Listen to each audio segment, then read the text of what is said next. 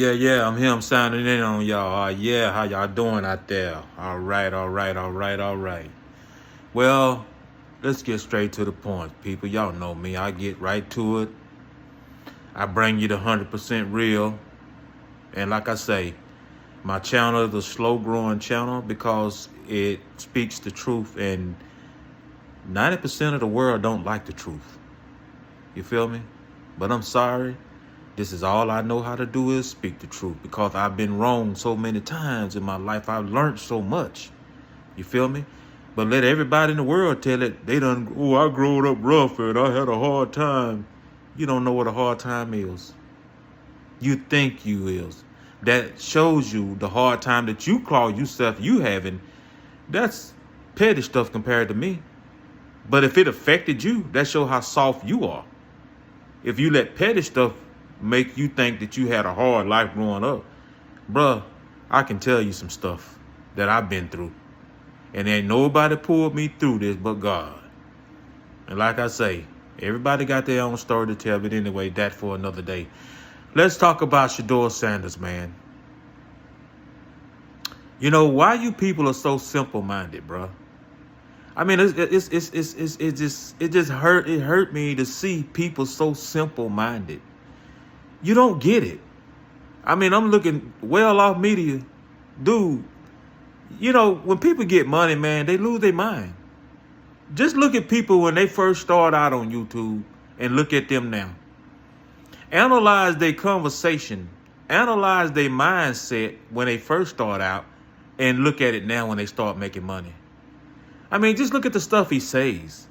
Now you do a video, go, Shedeur got his first win. Prove all the haters wrong. Don't you know he got more games to play? Don't you know it's going to be more harder for him now? Don't you know how many haters he do have? Don't you know you just stepped on their toes by making that comment? Don't you know by stepping on their toes, they're going to make sure he don't win another game? All you did is made it harder for him. All you simple-minded fans out there. Okay? Don't you know that the dude got more games? Why are y'all getting so happy about one game that he won? You can look at the game that he won and tell, bro, you ain't going to win no more games. Why? Look at how many times they got on the field and went 3 and out. 3 and out and didn't score. Look how many times they had the ball and couldn't move it. You got lucky and got those 14 or 17 or 24 points. That's because you playing against the worst team in the league, the Oakland Raiders, who are coached by Pete Carroll, who's somebody who got one foot in the grave and the other foot out, need to be at home on his knees praying to God that he can try to make his way to the promised land at the end of time. That's where he need to be at. But you take old people, they'll go somewhere and get a job and stay on it because they don't want to sit at home and get old and die. They feel like if they stop moving, they'll go downhill and die. So they try to get a job of anything to stay on it. Come on, Pete Carroll. Don't nobody believe in you. Don't nobody listen to you. Ain't nobody gonna listen to you. You left. Let me tell you something in life. And people take it from me. Anytime you do something, be careful about what you do. Because if you fail at something and you don't have any answers, you just lost respect for everybody in the world. No one respects you no more. No one believes in you anymore. You can pump and talk. Ain't nobody gonna believe in you. Pete Carroll, you blew a Super Bowl. You blew a Super Bowl on the 1 yard line. How in the hell does you do that? But guess what? Where you killed yourself at is that you went stuck your head in a rabbit hole and hid. You didn't give us no answers to why you did that. Why you made that call. Or why did you approve of that call being made? You're the head coach. Well, you don't got no answer, bro. Ain't nobody believing in you no more.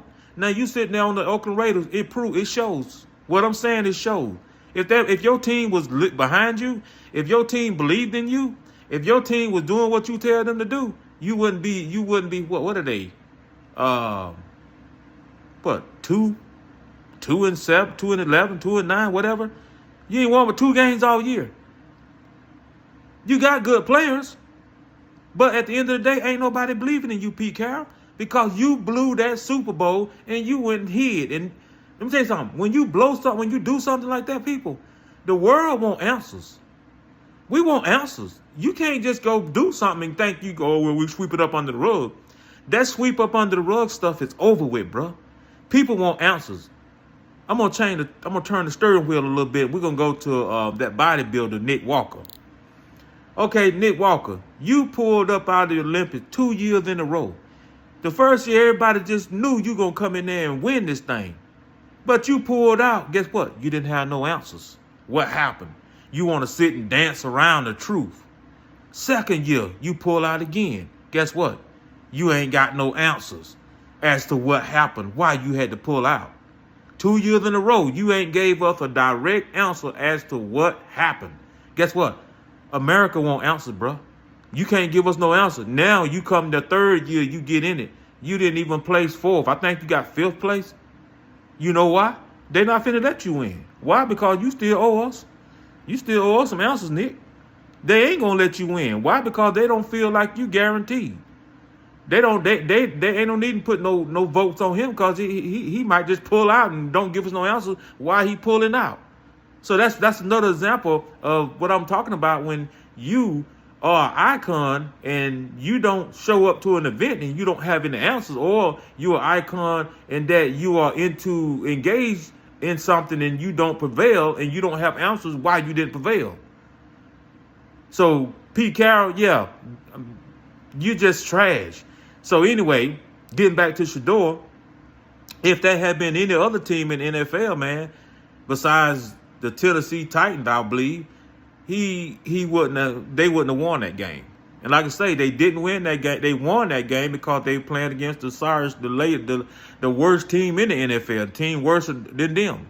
So like I say, as you see, he couldn't move the ball.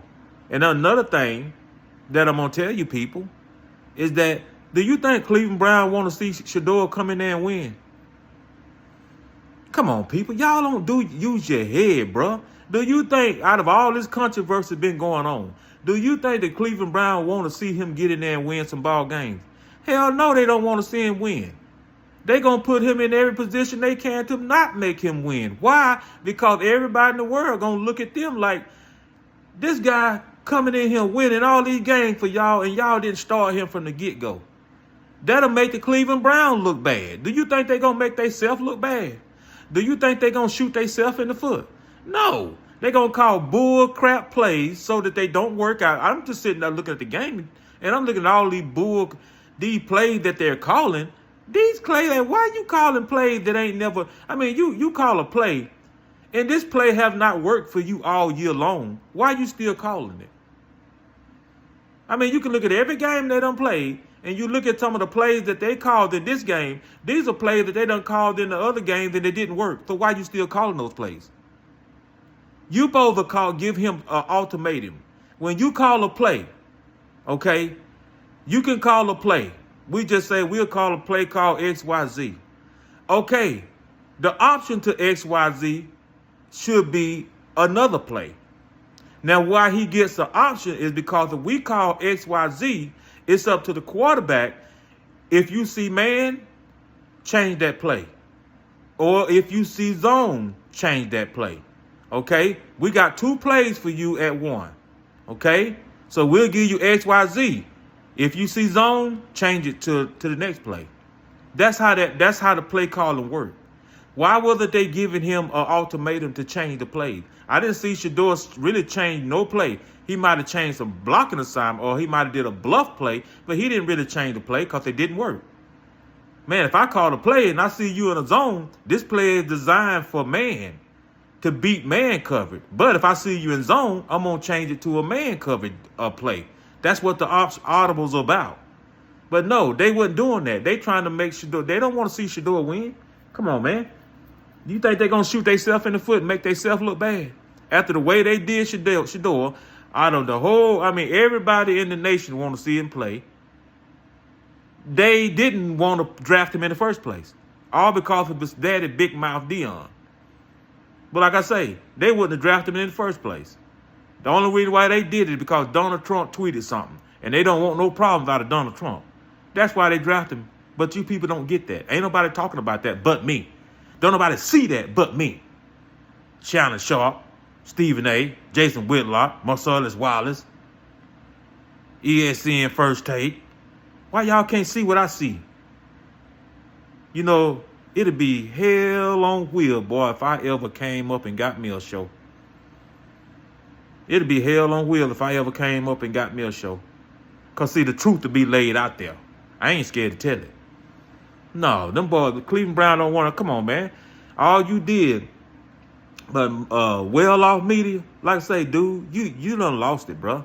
You done got that money, and like I say, look at you. You talking about, you did a video talking about, yeah, Shedeur Sanders got his first win. Prove all the haters wrong.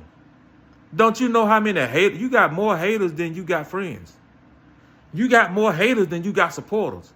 And those haters are on other teams. Now you watch. This next game they play, his game going to be so bad till you wish you would have never said that. What they going to do, they going to blitz the crap out of him the whole game. Shedeur doesn't do well off of blitzing. Okay? They going to, instead of giving him some lead, some plays for the blitzing, like run a screen, kill him with the screen, break them up. Like when Tom Brady will punish you if you blitz him. That's how he was so successful. You couldn't blitz him because he would kill you if you blitz him. And the team didn't have no answer because they can't blitz him. He kill us every time with the screen. He had so many screen options set up for if you blitz him, you just couldn't blitz him. So that's what, if you want to be an offensive coordinator, you build plays like that. But at the end of the day, they're not finna give Shedeur nothing. Shedeur gonna look like absolute trash his next game. You watch what I tell you. Watch what I tell you now.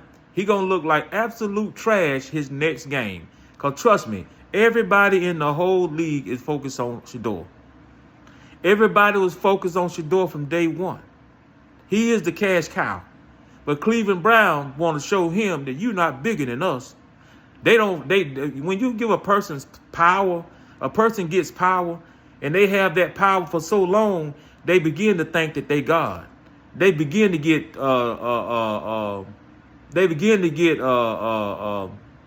the feeling like you challenging my power. You think you got power more than me? See, Deion Sanders is a powerful man. And see, but the thing about it, those racist NFL owners, no, you ain't finna come up in here and think you powerful than us. We the NFL owners. We all together. But like I say, the people in that audience, you are the reason Shedeur is being treated the way he is. You fans of Shedeur, you are the reason Shedeur is being treated the way he's been treated. You are. Now you're probably saying, what am I talking about? What am I talking about? You still spending your money with Cleveland. See, you don't make a rich man don't hear nothing you saying until you tamper with his money. See, I guarantee you, if y'all stop putting your butts in those seats at those Cleveland games and stop buying those tickets, I bet you that owner will listen to you then. Oh, he'll listen to you then. But you're never going to get your point, and your voice never going to come across to the Cleveland Brown owner until you stop spending your money, dummy. But no, you don't care. All you want to do is cry about Shedeur not playing, but you still going to the game spending your money. If you want something done about it, stop going to the game spending your money. Stop giving Cleveland your money. Stay at home. Go to another game. When that stadium is empty, oh, I bet you he'll listen to you then. See, if you were really the true Shedeur Sanders fan, if you loved him, you should support him by to boycott Cleveland Brown. Don't go pay your money buying no tickets. Don't go buy no tickets. Because they're going to sit there and spit, the owner's going to spit in your face and show you he not going to, even though you want to see Shedeur play, but he going to sit there and not play him. Come on, bro. And this is the owner. This is the owner. You can forget about the head coach. You can forget about all the coaching staff. You can forget about the general manager. This move comes from that racist owner of the Cleveland Browns. Because trust me, and big as this thing blowed up by Shedeur, the owner supposed to step in and say, hey, go ahead and put him on the field. This is getting too big. No, he telling them not to play him. And everybody else is following the owner's advice. Come on, man. Even if you a coach, you know the way the wind blowing. That's just like a racist white person. You can take a person, can be on a job, but if the boss man is racist, other white people gonna fall in line too. They might don't be racist, but if they have an issue with a black person, they're gonna use that race card. You know, they gonna start. It gonna be whatever when we go in that office. Well, you know, me and you, we both white. We rare, and I know you racist. We gonna defeat that nigga. So, like I say, white folk use a race card too at certain times. They don't say it, but you know, we know what's going on. But yeah, man, well-off media, you need to stop running your mouth, man. Cause like I say, watch me now. Watch me. That next game he have, his game gonna be so horrible. Cause they ain't gonna do nothing but blitzing the whole game. Watch now. Remember I told you, I'm him signing out.